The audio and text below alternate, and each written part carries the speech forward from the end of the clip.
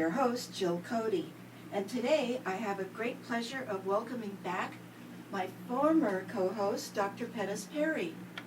Welcome back, Pettis. I'm so glad you could join me for this program. Hey, Jill, it's so good to hear your voice. Thanks for inviting me. I think that this is going to be a great conversation, and I really can't wait to get started. Oh, I'm so glad, too. What have you been doing since the last time you were on the show? Get us caught up a little bit. Well, I've become a grandfather as one part of that. I'm really excited about that. Yeah, it may change life and have me coming back to California if things work out the way I'd like. And I'm teaching other places and working on my consulting business, and I'm in the process of writing a book on trauma and toxicity in the workplace. So there have been some life changes, but I'm really happy about them, and I get a chance now to be a little bit more creative myself. Well, Pettis, I'd like to introduce you for those of who have not or new to the program. You have been on Be Bold America as a co-host and interview guest for several years, and you professionally are the principal consultant with Perry Organizational Effectiveness, LLC, a Bellingham, Washington consulting firm, and you hold an adjunct professorship in Transformative Leadership program at the California Institute of Integral Studies in San Francisco. And then I just wanted to congratulate you for being a grandfather for the first time. Well, thank you. We appreciate that, Jill. It's a great honor to make it long to have a grandchild. Now, our program today is Pirates of the Slave Trade, the Birth of an American Institution. No one present at the Battle of Cape Lopez off the coast of West Africa in 1722 could have known that they were on the edge of history. This obscure yet fierce naval battle would have a monumental impact on British colonies and the future of slavery in America. Today, we have the honor to speak with historian Dr. Angela Sutton from Vanderbilt University. Dr. Sutton's extensive research outlines the complex network of trade routes spanning the Atlantic Ocean that was trafficked by agents of empire, private merchants, and brutal pirates alike. Drawing from a wide range of primary historical sources, Dr. Sutton offers a new perspective on how a single battle that played a pivotal role in reshaping the trade of enslaved people in ways that affect America to this day. We have big things to do. Pettis, would you like to introduce our guest? I certainly would. Dr. Angela C. Sutton is an assistant research professor at Vanderbilt University, where she has taught sea power in history, the golden age of piracy, and comparative slavery. Dr. Sutton is author of the new book, Pirates of the Slave Trade, The Battle of Cape Lopez and the Birth of an American Institution, that we'll be discussing today. She is the director of Builders and Defenders. This significant project encompasses a comprehensive database documenting the enslaved and free black laborers and soldiers who were integral in constructing and defending Fort Negley, a pivotal Civil War fortification in Nashville, now part of the UNESCO routes of enslaved people. She also provides oversight to the Oral History Archive, a key component of the Fort Negley Descendants Project, which captures the narratives of their descendants.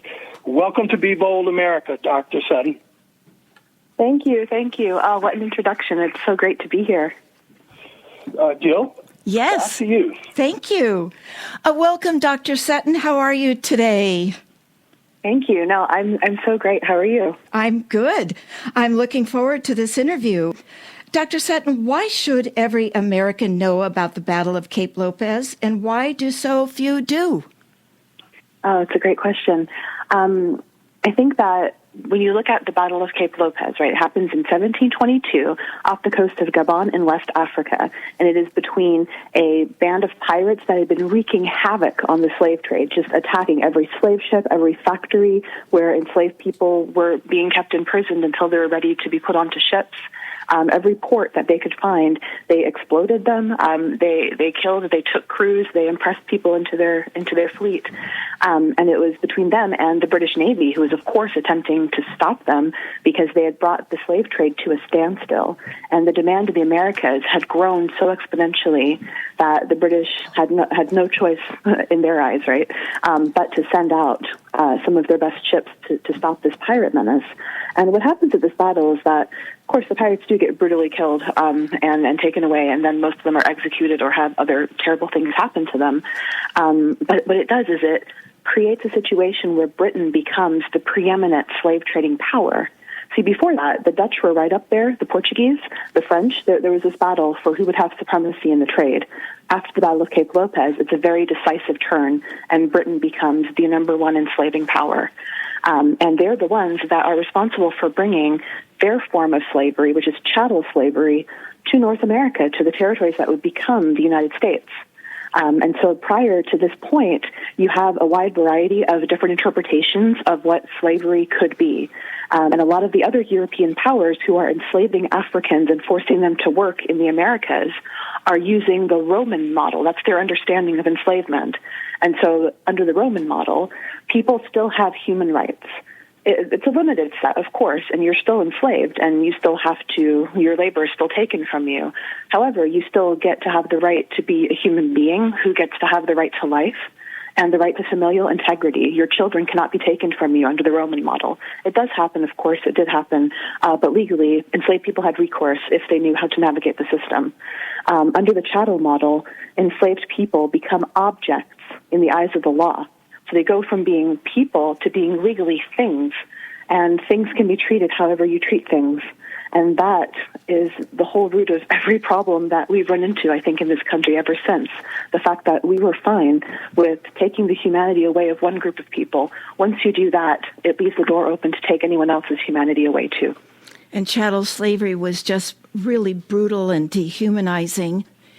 And, in every way. And the opposite of the Roman model. Well, it was not the opposite, but not the certainly, opposite. Okay. Under both models, you were still enslaved, and you still right. had to give all of your labor to the person who claimed to own you. But under the Roman model, once you were done, you were done. You could come in and out of slavery, you could buy yourself free, and your children would be guaranteed to be free because you couldn't enslave someone's children. Under the chattel model, every descendant that you ever produce still belongs to the descendants of the people who enslaved you. So it's like this permanent state of objectification that is just so all-encompassingly evil. Pettis? Dr. Sutton, first of all, thank you for writing this book. I hope someday that it becomes a movie. I think it's a great story that I think can be told and really change our understanding of what happened with slavery. Now, my family was a family of historians, and as I looked at history from the West looking east, but your book talks about slavery and the industry looking from the east towards the West, and it's a very important untold part of the story. So thank you very much for writing this book. It has certainly given me additional insight into an era that I have a great deal of interest in. And we kind of got to the end before I was ready to get there. But let me kind of get you to continue your discussion about chattel slavery and the taking away of any thought of personhood and its connection to some of the behaviors that we're seeing today. If you could talk a little bit more about the construction of race as it pertains to the evolution of the trafficking trade and into what we are now still fighting against. One of the things that we talk about is the never answering the race question, and you get to it. Yeah. So could you talk just a little bit about that, please? Yeah, absolutely. And I want to first of all, thank you for those comments. Secondly, I want to say that there are historians who have done this so much better than me, so I'm going to tell you their names so you can read them. So first of all, Jennifer Morgan, go and just read everything that she's ever written, because she really has such a clear and cogent argument about how chattel slavery specifically creates this imagination of race in the U.S., and how that imagination of race is what essentially becomes the backbone upon which everything else is sort of hanged in this country, right? And there's a historian, Ira Berlin, who writes about the difference between a society with slaves versus a slave society. And a society with slaves is like the Roman society, in which you have a society and enslaved people are part of your society. A slave society, on the other hand, is like the U.S., it's like Brazil, it's like a lot of the other places in the Americas, where every single part of that society depends upon the enslavement of a group of dehumanized others. That means that our culture, our economics, our religion, or even our language, it all comes down to this bifurcation between people who are white and who are free and people who are black and who are not. And so what you really see at this point, during the Battle of Cape Lopez, the 1720s, is when you begin to have this calcification of this understanding that only people with visibly dark skin can be enslaved and can be rendered legally objects, can be objectified in the law, and can be held in that way permanently. That sort of becomes this new idea that empires are pushing, because it dovetails nicely with the development of capitalism. And capitalism, of course, as we know, depends upon the undervaluing and the stealing of labor from others. And there's no harsher and more economically efficient way to steal labor from others than to permanently enslave them and their descendants. Yeah, just one quick thing. One of the points that you make very poignantly in your book is you talk a lot about the state sponsorship of human trafficking, which had been going on, if I remember the numbers, 100 years with the Dutch and others involved before the Brits got in. Can you talk a little bit more about what you were just discussing about the shift and how we got to the shift? Yeah, sure. I think that there's so much that we as Americans don't get to know about how things went down in West Africa.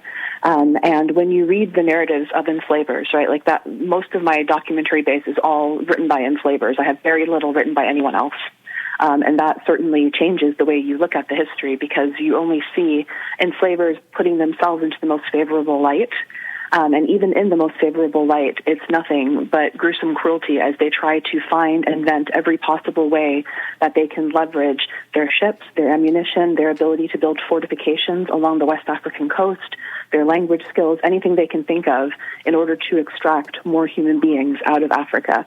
And a lot of that involves creating a society or creating a culture in West Africa where essentially your only options, if you are West African, your only options are to join the Europeans and help them find enslaved captives to sell, or run away from the Europeans and try to go into the interior, but then subject yourself to being hunted down. And so there becomes a society in which nobody is able to escape the horribleness of the trade. Your choice is either to join it or to fight it. And in fighting it, there's a very big chance that you and your loved ones could end up on ships and could never return. And so these companies, what they did is they essentially consolidated all of their money, they consolidated all of their political power, and they were able to build ships at record speed and ensure that there was always enough on their ships to trade with when they came into West Africa. And it was the Portuguese sort of began this, and then very quickly the Spanish followed, and then the Swedish came in. And then after that, we have the Dutch, who were able to do much, much more because they'd always been a merchant society, right? The Dutch had, who's calling? I'm sorry, are you there? Yes, we're here. Oh, sorry. I think someone from your office is calling me, but okay. Sorry, we're still here, so I'll just ignore that. We're still here. My engineer's looking very puzzled. But it's live radio, so go right ahead, Dr. Sutton, and then it's time for a break. Finish your thought. Sure. Yeah, and so when you have the way that these companies kind of come in one after the other, they keep trying to outdo each other. And the way that they outdo each other is by finding the most powerful and the most militarily powerful Africans to ally with and to coerce into the trade. And I think that is sort of how you get this almost like a lot of these fortresses end up being called factories. Before the Industrial Revolution, the word factories is being used because in a way they're churning out these enslaved bodies at record numbers in order to load onto ships and bring over to the Americas. You are listening to Be Bold America on KSQD 90.7, 89.5, 89.7 FM. Many voices, one station. Listen globally online from the ksqd.org website. Our topic today is Pirates of the Slave Trade, the Birth of an American Institution. And we, Dr. Pettis and I, are speaking with Dr. Angela Sutton, Assistant Research Professor at Vanderbilt University and author of the new book, Pirates of the Slave Trade, The Battle of Cape Lopez, and the Birth of an American Institution. You may reach Dr. Sutton at Vanderbilt University or at x.com, Dr. Angela Sutton, and that's Dr. with no period, Angela Sutton.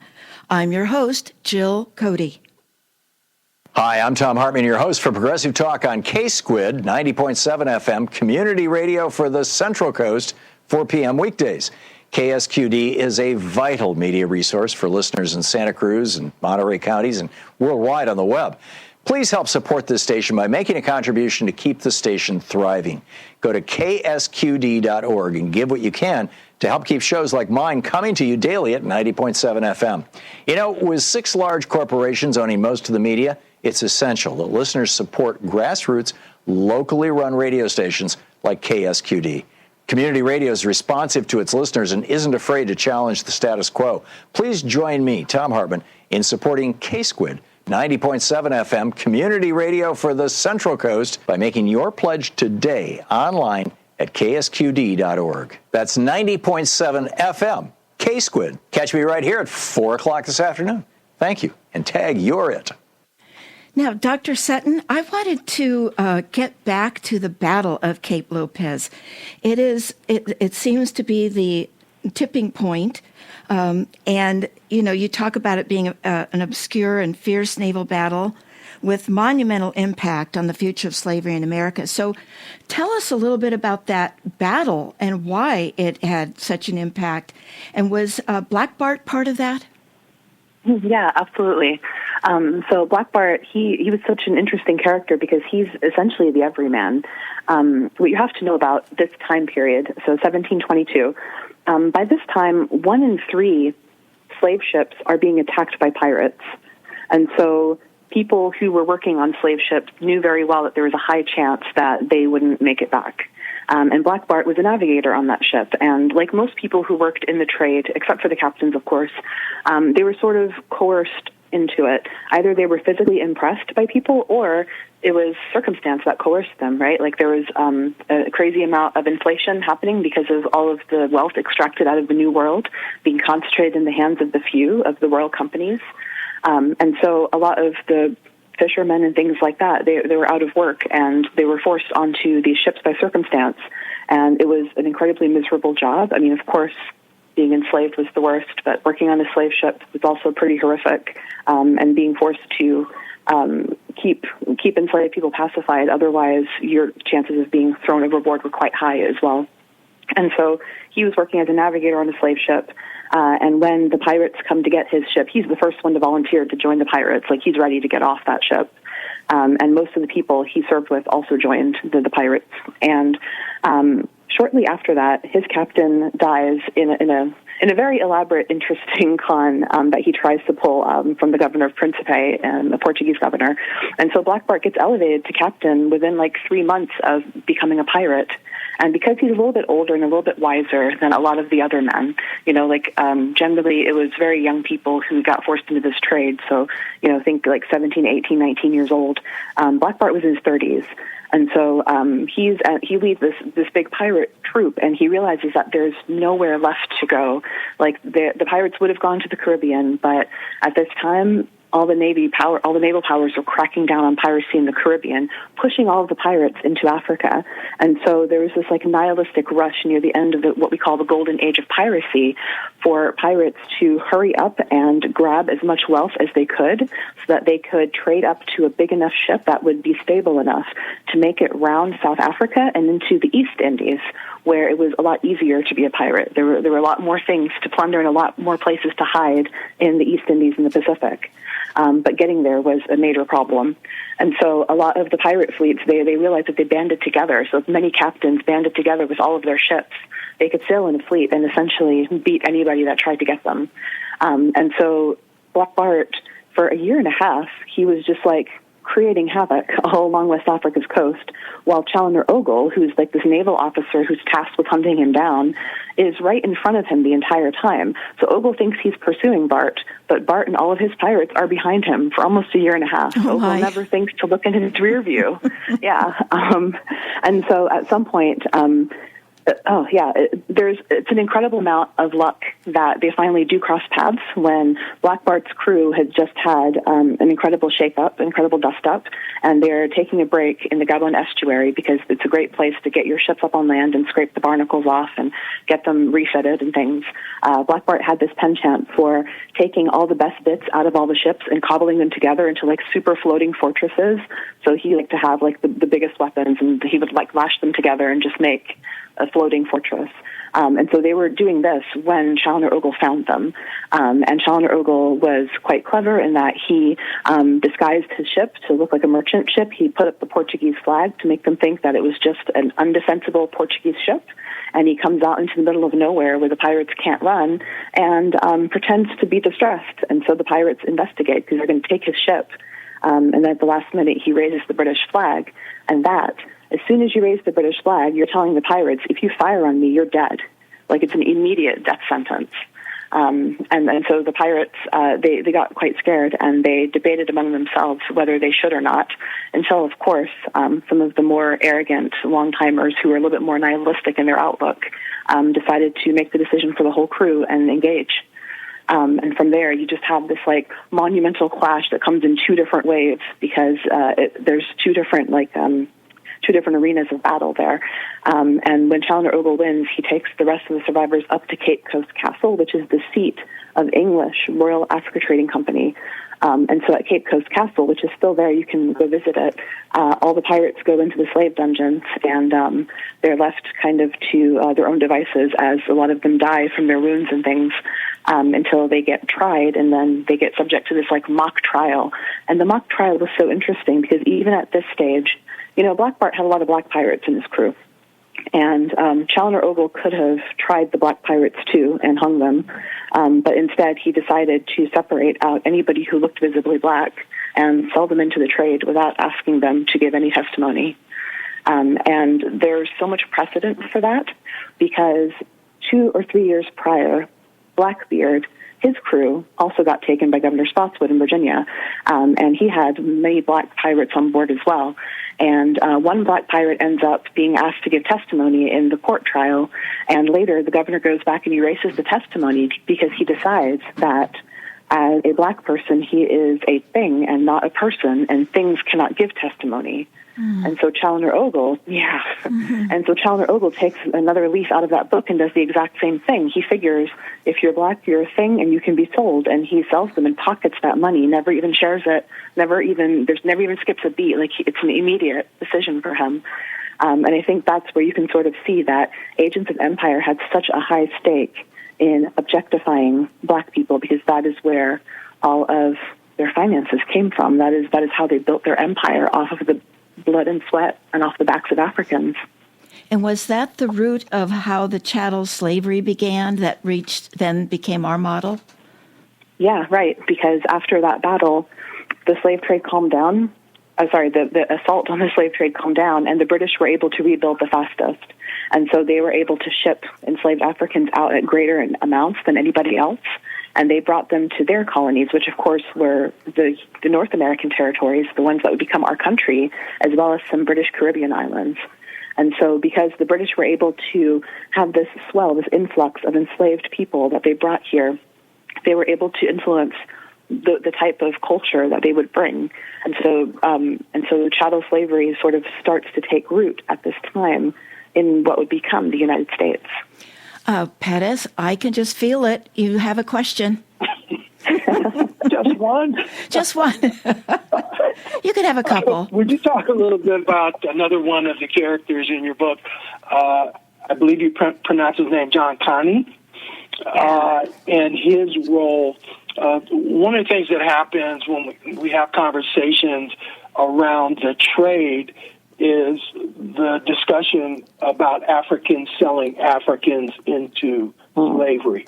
Could you talk a little bit about the motivation for that and how that came about and what Connie's role was? Yes. I so appreciate this question because every year I get someone, right? It's either on social media or it's in a class or when I'm giving a talk. Someone thinks they have outsmarted the professor, and someone thinks that they have found a way to allow their bigotries to persist comfortably in their minds. And they go, well, didn't they sell their own? As if that makes everything okay, everything I've said, as if it makes it fine. And I just want to clarify that people in Africa who were involved in the slave trade did not have a choice. Their choices were to participate in the trade and have European allies, or be without European allies and be targeted for elimination. And so John Connie did what was best for his people. Didn't make him a good person, of course. Nobody's a good person in my book. There are no heroes in my book. But John Connie was someone who also had just an incredible life. And he is the most fascinating character in the book. So he is an Ahantan prince, and he grows up at just the right time. So when he's a small child, his people end up dealing with the Swedish Africa Company that comes in, and they get burned really badly. And John Connie witnesses this as a child. And then shortly after, the Dutch come in and try to make a deal with his people as well. And John Connie's a teenager at that time, and he sees what the Dutch do. And there is some conflict between some of the leaders in John Connie's group and the Dutch slave traders. And so the Dutch slave traders go back and they bring back a bunch of cannons and they lay waste to Connie's village. And so Connie manages to escape with his family. They shift him up north to be safe. And while he's up north, he trains with the Fanti and learns how to fight in every possible way that he can, because the Fanti have long experience with Europeans, and they realize that they're going to need every ounce of martial power if they're going to resist. And then when John Connie returns, for the Dutch again. They try to make a deal with him again. He's like, no way, I refuse to make a deal with the Dutch. They're my worst enemies. And so then the Prussians come in, and John Connie entertains them. He sits them down. He's like, what do you want? He already knows. He already knows what they want because he's already dealt with the Swedes and with the Dutch. And he already has some English people sniffing around too. Like, everybody wants the place where Connie's family lives on Manfro Hill in Pokezu, what is now modern Princess Town in Ghana. Everyone wants it because it is strategic, very geographically strategic place. Everyone's got to stop there to get water for their ships. Whoever owns that spot has access to the information of everybody who's in the slave trade. So it's an incredibly advantageous space, and John Connie knows this. So by the time he's in his 50s, he has made a relationship with the Prussians under the condition that they let him lead. And so he's the one who tells them how it's going to be. He's the one that determines how the trade is going to work. And the Prussian letters are so interesting because it's really just Prussian slave traders writing back, trying to convince their governor that Connie is right. They keep saying, we should listen to Connie. Connie is right. Connie knows what he's doing. And the underlying assumption or the underlying understanding, of course, is that if they do not listen to Connie, Connie is going to have them destroyed. So there's like this constant, the slave traders are feeling very unsafe with him, and they are trying really hard to help their employer to see that they're only there by the grace of John Connie. So it's kind of a different and interesting relationship. And so John Connie ends up, when the Prussians decide that they've had enough of this, they leave and they sell their castle to the Dutch, and the Dutch come to claim it, and John Connie's like, oh, no, this is on my land, and you stop paying rent, and so it's my castle now. And they have a big battle, and John Connie wins, and he beheads the Dutchmen and takes their skulls and turns them into punch bowls, because it is the way that he menaces any other European that comes to try to deal with him. So he brings out this set of punch bowls made out of Dutchmen's skulls, and he has people have a drink, and he's got them all tipped in gold. John Connie is sitting on a gold mine, so everyone is dressed in gold. The Dutchmen's skulls are flaked in gold, and he hands them out to his European visitors, to his pirate visitors, to anybody who is going to come and try to start anything at his castle. And so by the time the Battle of Cape Lopez comes around, Connie is well into his 60s. He's wise, he knows everything, he's seen it all, and he knows the pirates and he knows the naval officers, and he's been giving them both intel. He's been feeding them both information and taking their information and selling it to the highest bidder as well. And so he sort of has been stirring it. And after the Battle of Cape Lopez, what happens is that the English are able to have a much better slave trade, and the Dutch become incredibly worried because their only slave trade is being blocked by John Connie, who's refusing to let them in. And so they realize that they have a similar problem. Like, they need to destroy John Connie, just like the English needed to destroy Black Bart and the pirate fleet. Otherwise, the Dutch are going to flounder and they're going to fail in their trade while the English take over. And so John Connie then becomes a target for elimination, and the Dutch and the English actually team up to try to get rid of him. But he doesn't go easy. He doesn't go down easy at all. And one reason they want to target him is that he decorated his home with bones of Dutch soldiers. Yeah. You are listening to Be Bold America on KSQD 90.7, 89.5, 89.7 FM. Many voices, one station. Listen globally online from the KSQD.org website. Our topic today is Pirates of the Slave Trade, the birth of an American institution. And we are speaking with our bold guest, Dr. Angela Sutton, on her new book that explains the importance of a fierce naval battle at Cape Lopez in 1722 that impacted slavery today. We will be right back after Jim Hightower's commentary titled, The Humanities Humanize Our Society. So kill 'em, say right-wingers. The far-out right wing's latest political ploy takes extremism to the extreme, escalating their divisive series of culture wars, banning books, suppressing women's rights, whitewashing history, demonizing teachers, etc. Their current idea is to declare war on ideas. Specifically, they're going after state university programs that teach creative arts and social studies, including history, languages, music, civics, literature, economics, theology, and other courses in the humanities that explore ideas, foster free thinking, and expand enlightenment. They say we can't have that. Thus, GOP lawmakers in North Carolina, for example, are eliminating funding for top humanities professors in their universities, shifting those funds to programs in high-tech and engineering that are favored by the corporate hierarchy. Likewise, public universities in Alaska, Florida, Iowa, Kansas, Ohio, and elsewhere are being made to cancel their humanities programs and puff up their departments of business, finance, and marketing. The right-wing shriveled view is that a university education is not about expanding one's horizon and enriching America's democratic society, but solely about training students to fit into a corporate workforce. As a Mississippi Republican official explained, under this minimalized and monetized concept of higher education, state spending on college degree programs will require that they match the needs of the economy. What? Is America nothing but its economy? Is the value of students measured only by the size of their future paychecks? Is public spending only worthy if it serves corporate interests? This is Jim Hightower saying, ironically, the politicos trying to cancel teaching of the humanities are proving that such courses are essential.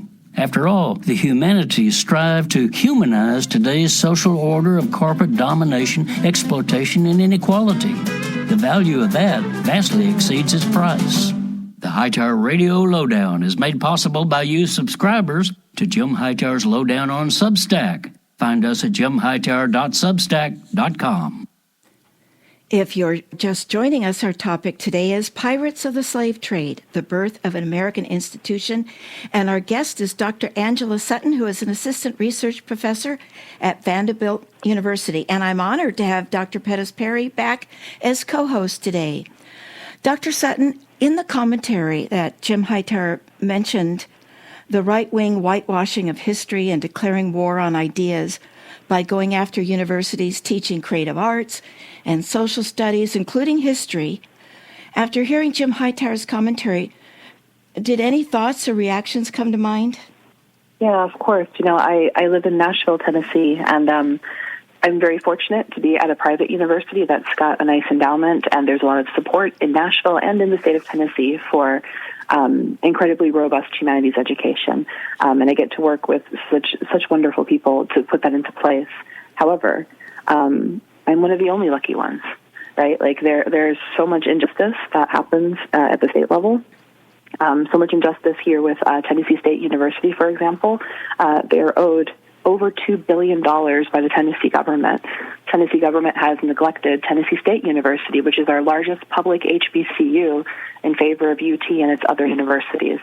And so I can see that gutting happening every day. And then, of course, at the public school, high school, and elementary school level, I live just 45 minutes north of Franklin, Tennessee, where we've had such an incredible assault on the public school teachers who are trying to teach just the truth, just what happened, right? Like not even anything that should be controversial, where we've had right-wing activists come into the school board meetings, and they have pushed this idea that anything to do with race or anything to do with black people in the curriculum is somehow critical race theory, and that is not at all true. Like what I do is critical race theory. What teachers in high schools do is history.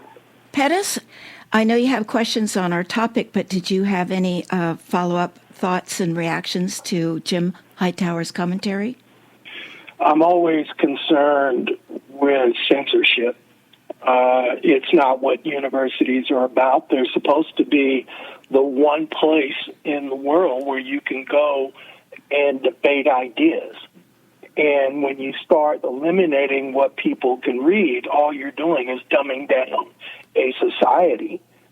Because something makes one person uncomfortable doesn't mean it makes other people uncomfortable. And quite frankly, as a person of color, I've had to deal with this stuff my whole life. And it would be good to be able to have a conversation in the open without fear of anybody getting hurt about the kinds of things that discrimination, racism, white supremacy do to the psyche of people. I'm very involved now in trying to create trauma-informed communities. And as I look at the work of what Dr. Sutton has put together, it is explaining exactly why we're having the issues we are. And Jill, if you remember, we had Regina Mason on, whose great-great-great-grandfather, William Grimes, wrote his story about being enslaved, which came in 1820. So it's right in this same time period, showing what happens to people who are enslaved. It's the most dehumanizing thing that I could think of when you start talking about trafficking people. So this is something we're now confronting our history, and the question is going to be, what do we do with it? Do we deal with it honestly and resolve the issues between us so we can move on? Or are we going to allow these things to continue to divide us and to make us enemies of each other? And I hope it's the former. Now, Dr. Sutton, that's a book that I wanted to suggest to you that you probably aren't aware of, which is The Life and Times of William Grimes. I know that Frederick Douglass was and is a great, considered a great author and historical figure and one of the first people to write about slavery. But this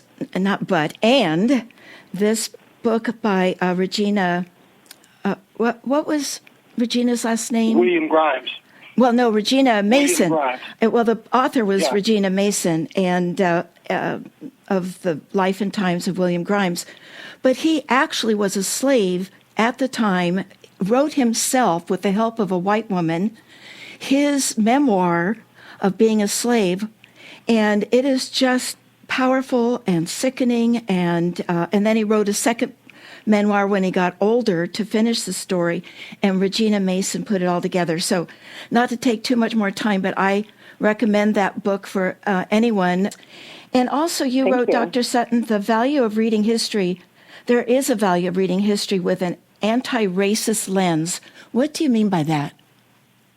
Yeah.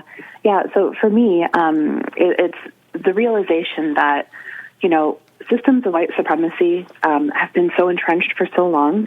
And when I look at the work that I'm doing, especially with this book, right, like all of my documents come from the 1700s, and all of the documents were written by white enslavers. Every single piece that I have, that I use, was written by white enslavers. And the reason for that is because what Africans and their descendants, enslaved or free, had to write and say was not deemed important enough by the people who were given money to preserve those documents and make them available to people like me. And so when I go in and do this work, I realize that I'm only getting a very small part of the story. And so instead of, in addition to reading the documents of all of these enslavers and kind of triangulating them to see what we can find out about the Africans they're talking about in their documents, I also use a lot of geography. I use a lot of archaeological evidence. I use a lot of oral histories and a lot of modern stories from Africa and African Americans to get a sense of the landscape and the understandings that passed between and among Africans at this time period. I think it's the only way to do history and to and it means also to acknowledge all of the power structures that not only created the data sources that I use, but that also inform everything about how the book is written, right? I had to think about the ways in which these books are shelved when you're going in a bookstore and you're searching for my book, where would it be shelved? And the shelf that I would prefer to have it on maybe isn't a shelf that exists, and so you have to make a decision. So many times when I'm introduced, people introduce me as an African American historian, and it's just not true. I don't think that I do African American history. I don't think I'm qualified. I think that I'm doing history, and history just so happens to be very Black. It's just that we have had so much of the Blackness stripped from our history to make it more palatable to the victors of history, and I'm trying hard to put it back in. But I'm writing U.S. history. I'm writing Atlantic world history. I don't think this is only Black history. I think this is our shared history, and we all need to know it. Well said. Pettis? Yeah, I think if it's called Black history, it diminishes what it really represents myself. So thank you for the work that you're doing. I would like to kind of shift a little bit, talk a little bit about the Constitution and Article 1, Section 9, that allowed slavery to continue for 20 years after the Constitution was adopted. So about 1808, it was shut down, at least legally. I'd like to get your opinion as to whether it stopped or whether it took a different form, and then what that stopping of the importation of new labor did to the industry itself. Oh, yeah. Of course, slavery has never ended in this country, and it's such an important thing to say, and to say often. After slavery was made illegal in this country, of course, it took many other forms. And in our country, prisons were the main way, right? People were incarcerated, and then their labor was exploited in that way. But it's so interesting when you think about this comparatively, because other countries had other ways of extending slavery beyond its legality. So, for example, in Brazil and in the Bahamas, they have this tutelage system, or this mentorship, almost, they call it. It's not, of course, but it's where former enslavers can claim that the children that were enslaved under their care should remain with them until they turn 18, so that the former enslavers can train them how to be good citizens, how to be good, diligent workers. But of course, that's not what happened, right? There wasn't any mentorship. It was just a way to steal their labor until they turned 18. And Brazilian court cases are absolutely full of formerly enslaved women trying to sue their former enslavers for the custody of their children back, because they know that their children are not getting mentorship and skills from their former enslavers. Their children are being exploited because they're under 18 and because the law has provided a way for slavery to legally continue. And so I just wanted to impress that, we are not alone in this country with this history. We are part of a huge Atlantic global system in which the entire world depended on the free labor of Africans and their descendants. And then after it was made illegal for many different reasons, there continued to be theft of African labor and personhood way beyond the time that was marked. And we continue to do so today in prisons. They're still overwhelmingly filled with Black people, and they're overwhelmingly being underpaid for the labor that they are performing in those prisons. So it's something that never really ended. It just took another form, as you said. However, like with the stopping of imports, something that I think a lot of Americans maybe don't know and would find really interesting to think about is that, we, in the U.S., we stopped bringing enslaved people in relatively early compared to other places. And so, for example, Cuba and Brazil, their slave trade extended far beyond ours. And Britain was even trying to, at that point, police the waters to stop the trade from happening because they had decided that abolition was the way forward, right, after a big song and dance, right? And so when we in the U.S. stopped the legal imports of Africans, what we did was we created a society in which we nobody had to, in which enslavers decided that they had to maintain the population of enslaved people at any costs. And so you get into some of the most disgusting abuses of human beings in which they're treated like animals and are bred and are forced to breed in order to create a self-sustaining sort of population. And then, of course, you have... We need to take a break. Dr. Pettis Perry and I are speaking with our Bold interview guest, Dr. Angela Sutton, and you are listening to Be Bold America on KSQD 90.7, 89.5, and 89.7 FM. Many voices, one station. I'm your host, Jill Cody. Tune in to the next episode of the Sunday Dinner on November 19th from 6 to 7 p.m. DJ Dupsy welcomes back local artist and activist Record to share some music from his current album as well as upcoming projects, and also talking about the importance of indigenous perspectives in music as well as the power of being a DIY recording artist. That's the Sunday Dinner on K-Squid 90.7 FM, many voices, one station.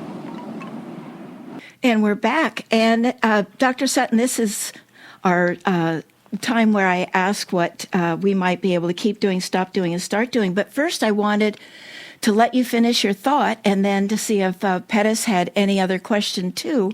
We have about 9 minutes left. Yeah, sure.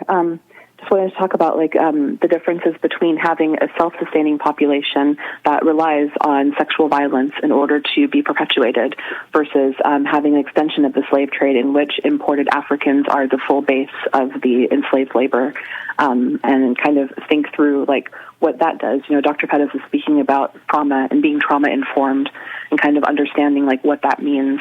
I think that so much of American history and culture is built on the trauma of people that we've othered, and it's so important to always keep that in mind when we move forward in our lives.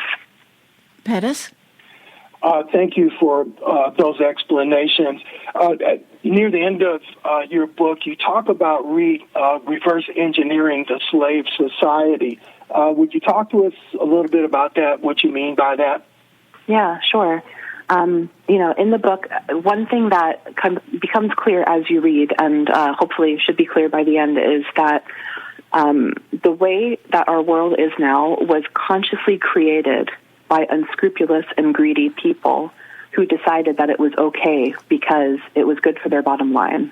And they consciously created this world. They wrote, they advocated, they organized themselves, they lobbied in parliaments, right? They put so much effort in order to create a world that where white people were forced to go along with the system of enslavement that they had put into place, and where the enslavement of Africans would continue for centuries. And I think that when you look at the ways in which enslavers created the world, that can help you reverse engineer it. You can also figure out how can we unmake that. I think it's absolutely possible to unmake it, but it means that we all have to do something about it. Pettis, any other questions before we go into Keep, Stop, Start? No, I just wanted to say thank you again, Dr. Sutton. I found this book very powerful. It's touched a lot of buttons for me. And it's helped to round out my perspective. And I hope everybody that's been listening today found it as fascinating as I have. So thank you. I sure have. I deeply appreciate that. Well, Dr. Sutton, in these last few minutes, I'd like to ask what ideas you have for us to keep doing, stop doing, and start doing regarding what we can do to educate others. Our future depends on it. Absolutely, it does. Yeah, so I think we need to keep insisting that we get the full story in schools, in our books, on TV, right? Like, keep asking for those things, demand those things, in fact, and don't stop demanding them. So keep doing that. What we're going to stop doing is giving away our power and our privilege out of guilt. Something I see a lot of white people especially doing is that they recognize the ways in which, I am white as well, we recognize the ways in which we have been privileged and the ways in which we have been put above and in front of other people, and it makes us feel ashamed in a certain type of way. And instead of feeling that shame and sitting in it and giving away your power, take your power and extend it to those who don't have it. We can all have power and privilege. And then start doing, I want you to start facing our past unflinchingly. You're not responsible for your ancestors, only for addressing the inequalities that they put into place. Can you expand more on that? I know that with the discussions of reparations now, at least in San Francisco, it's been a large discussion. And a lot of people say, well, I don't want to pay for what happened back, 150, 200, 300, 400 years ago. So can you... but you're not paying for it. You're not paying for what happened. Of course not, but that's how they're framing it. So right. Talk more about that, how you're not paying for it. Right. So it's not that we as white people are like paying for something. It's that we as white people have been given things unfairly our whole lives, and our families have been given things unfairly. And of course, there are poor whites. I understand that. I was once poor as well, relatively speaking, of course. And of course, like, not everything is fair, and of course, not all white people are happy. What we're saying is that through the slave trade and through the systems of white supremacy, things were stolen from black people. And we benefited from that in indirect and indirect ways. And that has created a debt. We have run up our credit card and the bill is due. All right? That's all it is. So it's time to pay back. I'm also going to start asking authors that I speak with about thinking in terms of teaching key concepts in new ways. I've learned more and more that even college students, high school students, millennials, they're not reading the books. They're looking on Instagram. They're looking at TikTok. They're looking at I don't know what else. So I'm wondering, are there other ways that you can get your key concepts out to those audiences? Yeah, so I took the approach, if you can't beat them, then join them. Oh, good. So I'm on TikTok and I'm on Instagram. I make all kinds of reels. I make all kinds of videos where I explain different concepts, or I do a very short reading from the book, or I pick out some really interesting kind of questions that people have and deconstruct those questions for them in little, 2-minute bites. And it's been really nice. It's been like a slow and steady sort of increase in interest from people on TikTok. And a lot of the people are very young, very beautiful, very queer, and very hungry for this knowledge. Mm-hmm. They just don't maybe have the capacity to sit down and read a full book because our lives are just full to bursting with everything else. And that's totally fine. Not everyone has to read a book. There are so many ways to learn and so many ways to teach. And I love teaching through TikTok and Instagram. And I'm on the same handle there. It's just at Dr. Angela Sutton, all one word, Dr. Angela Sutton. So if anyone wants to come find me, I would love that. Do you have a website yet for the book? Just angelasutton.info. Now, we have a minute or two. Is there anything that we didn't cover that you wanted to close with? I know. I think your questions were so beautiful, and so I guess the last thing I want to say is just to express gratitude for being allowed to speak about these things, being asked such incredibly wonderful and thought-provoking questions, being able to pull my book apart in ways that I hadn't really thought about it. That's so useful to me too. That's going to be amazing for when I'm writing my second book, and it's about here, Nashville, Black Civil War soldiers in Nashville, and how they essentially created our whole city. Oh, my. Pettis, we have a minute left. Do you have any closing thoughts? My great co-host. I happen to have gone to Franklin, and I had a chance to kind of immerse myself in the Battle of Franklin, which was a very fierce battle. I think there were more troops in that city than any other close quarters battle. You said that you live in that area. Is there this rich tradition of blacks coming into the area post-Civil War or during the Civil War? Oh, yeah. So if you go to buildersanddefenders.org, that's the database I've been working on, and there we talk about the Battle of Nashville. It was the battle of the Civil War that had the largest African-American involvement out of any conflict. And black people from all over the eastern half of the United States came to Nashville to fight because they wanted to bring an end to this conflict and begin a new country experiment in freedom. And if you go onto buildersanddefenders.org, there's a mapping feature where you can see exactly where people come from. Dr. Lee Williams at TSU calls it the Ellis Island of the South because black people from everywhere came to Nashville to fight, and then they stayed here after the war. I had no idea about that history. That is phenomenal. Yeah, it's incredibly exciting. I really love working with Fort Negley and all of that history. Dr. Angela Sutton, thank you for being our bold and impressive guest today. Thank you for an hour of your valuable time to be on Be Bold America. I know I learned a lot. You may reach Dr. Sutton at Vanderbilt University or at x.com, Dr. Angela Sutton. That's DR with no period after the abbreviation. Dr. Sutton, thank you very much for teaching us tonight. No, thank you so much. Anytime. Hopefully we can talk again soon. What's up next on Be Bold America? Please join us on Sunday, December 3rd for Dying for Capitalism, How Big Money Fuels Extinction. We are dying, literally, from capitalism, and if our species is to survive, we need a new abolitionist movement whose goal is to overturn capitalism and replace it with policies and politics that are designed to meet the needs of the many instead of the bottom lines of the few. A triangle of extinction, capitalism, environmental death, and war are creating an emergency that humanity as a whole has never faced before. Dr. Charles Derber, professor of sociology at Boston College, will join Dr. Richard Nolthenius and me to discuss his new book, Dying for Capitalism, How Big Money Fuels Extinction and What We Can Do About It. Noam Chomsky said of Dr. Derber's book that it is an eloquent call for the abolition of fossil fuels and militarism. Very soon, Dying for Capitalism is carefully reasoned and informed, spelling out what we can and must do without delay. Join me and co-hosting again Dr. Richard Nolthenius for Dying for Capitalism, How Big Money Fuels Extinction on Be Bold America, Sunday, December 3rd at 5 p.m. As a reminder, Be Bold America is available as a podcast for free on Apple, Google, and Spotify, as well as YouTube and the KSQD website. Please subscribe for free. I want to give a special thank you to Be Bold America's program engineer, Eliza James, and our station's program director, Howard Feldstein, and Dr. Pettis Perry for co-hosting with me again. Thank you, Pettis. My pleasure, Jill. You are listening to Be Bold America on KSQD Santa Cruz and KSQD Prunedale. Many voices, one station.